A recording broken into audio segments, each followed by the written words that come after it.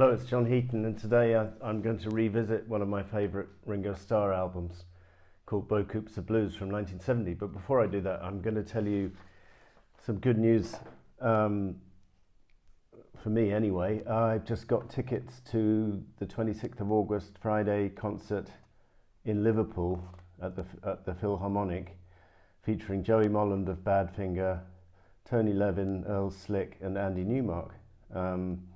So I'm going to be up in Liverpool for the bank holiday weekend, arrive Friday and go back Monday morning. So very much looking forward to that. And if any of you guys happen to be there, well, maybe I'll see you there. Should be a lot of good things to see and records to buy and all the rest of it. So Beaucoups of Blues, well, it's one of those albums which slips under the radar inevitably, like a lot of Ringo stuff, I guess. It celebrated its 50th anniversary a couple of years ago. Was there a 50th anniversary deluxe set? Of course there wasn't. But I wouldn't mind if there was, because not only is this a superb album, but apparently there's a whole second album's worth of material laid down at the original sessions, which remains unreleased to this day. When the CD came out in the 90s, there were a couple of bonus tracks, Coochie Coochie, the B-side of the single. This is my German copy of the single, by the way, on the German Apple, not in very good condition. But Coochie Coochie was on the B-side of that, and that was not on the album. That was a bonus track on the CD. And then something called Nashville Rag, an instrumental, was also included. But none of the other outtakes, and I would love to hear the other tracks laid down, because this, by all accounts, is just the best of the bunch.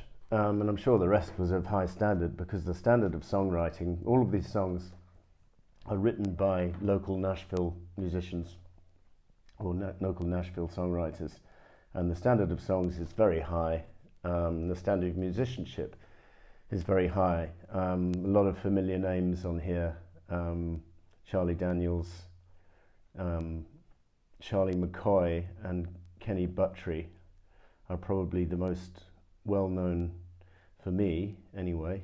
I can't seem to find Kenny Buttrey's name on the back here. Sure he's on it.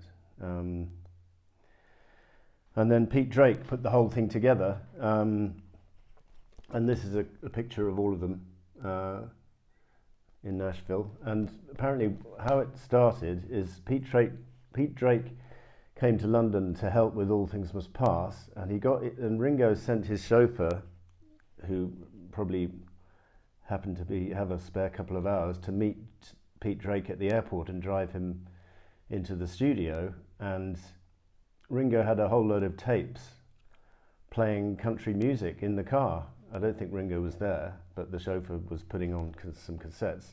So Pete Drake got talking with Ringo during the All Things Must Pass sessions and said, how do you fancy coming to Nashville to record an album? And Ringo was thinking, oh, I don't want to spend 3 or 4 months away from home. And Pete Drake said, no, it'll only take you a couple of days. And so Ringo said, okay, in that case, I'll come. So he flew over, and literally the sessions lasted 2 or 3 days. And all the musicians rehearsed a bit, and the backing singers apparently were singing along with Ringo, just off mic, to help Ringo stay in tune and stuff. And it's a very strong sound. Ringo sings extremely well.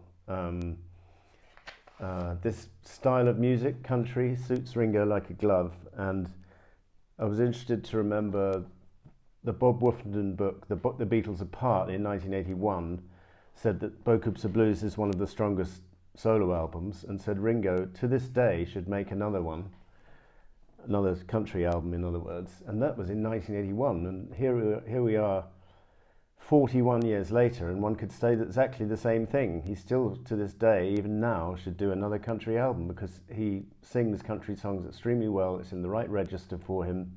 Doesn't have to reach for the high notes, doesn't have to scream. And as I say, it would be great. He did start doing a country album a few years ago, and then it turned into Give More Love, which had 2 or 3 country songs on it, but he didn't go the whole hog and record a whole other country album. But Anyway, going back to these musicians, the reason they're familiar is because a lot of them had played on Bob Dylan's albums. John Wesley Harding, Nashville Skyline, Self-Portrait, from Dylan's so-called country period, and also on Blonde on Blonde, a lot of them are featured. And I'm just thinking I cannot actually find Kenny Butchery's name on the back here, so maybe he's not on here. I was wrong about that. But certainly, you know, Charlie McCoy, Charlie Daniels are on here, and Pete Drake, DJ Fontana, Ben Keith, Dave Kirby, Chuck Howard, the Four Jordanaires singers, Sorella Pickard, who I think wrote one of the songs. This is the gatefold, which is nice because it comes with the lyrics and some nice pictures from the sessions. And my copy is in very good condition. It's a UK original, and look at that. That's pretty good condition considering how long I've had it. I probably picked it up in the late 70s, because this album was not that easy to find when I first got into the Beatles, along with a lot of other albums like the Living in the Material World from George was extremely hard to find. Sentimental Journey was not easy to find. Those in particular I seem to remember looking all over the place for, and eventually finding copies here and there.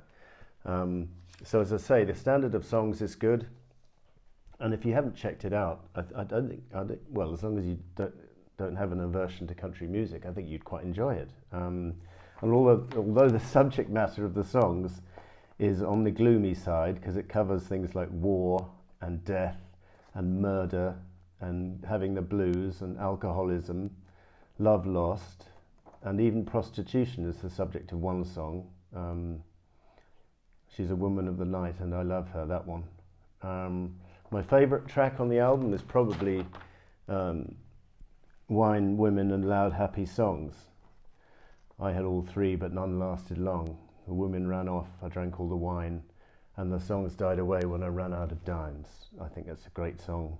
So as I say, the subject matter is quite gloomy, and Ringo sings it in a suitably gloomy manner. There's one song, the second song on the album, Love Don't Last Long, which has 3 verses, each of which is as tragic as the previous one, and ends in someone dying or getting killed. And Ringo just concludes each verse with Love Don't Last Long.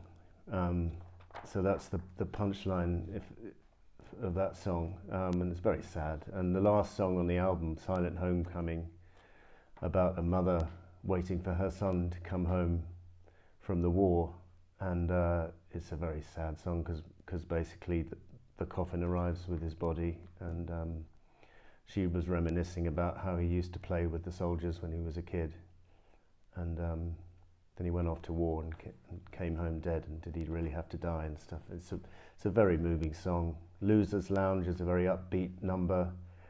$15 Draw at the beginning of side 2 is a hilarious one with great guitar playing. I'm not sure who's playing that acoustic picking, but it's brilliant. This band of musicians is superb. I think this is probably Ringo's most interesting album. I wouldn't say it's necessarily his best, although one could make an argument that it is. Ringo himself tend to disclaim these first 2 albums because they were kind of attempts at one genre, country, and then another, the standards, Sentimental Journey, and he didn't write any of the songs. But, you know, as experiments in other types of music, I think it works brilliantly, and I don't get bored of this album. I don't actually get bored of the other 70s Ringo stuff. Tend to get a little bit bored of the later Ringo stuff when he's just been doing what seems like an endless supply of generic rockers with Steve Lukather on guitar and Joe Walsh, and it just gets a bit samey. But up until Stop and Smell the Roses, or even up until Old Wave, he was putting out strong stuff, in my opinion. And then obviously there's been a couple of albums since which have been superb, particularly Time Takes Time in '92. So in conclusion, I really love this album. I think it was Thomas Calden, you said that the albums which came out immediately after the breakup contained a kind of part of the aura of the band, and I think that's true, because there's a certain magic about this album and Sentimental Journey. They're both very interesting and rewarding listens. And obviously McCartney's debut is a very melodic and pleasant affair, and Lennon's and Harrison's brilliant debuts as well. So all the stuff that came out in 1970, I think, was of a very high standard. And this came out in September, I think I'm right in saying, and even Lennon said it was all right.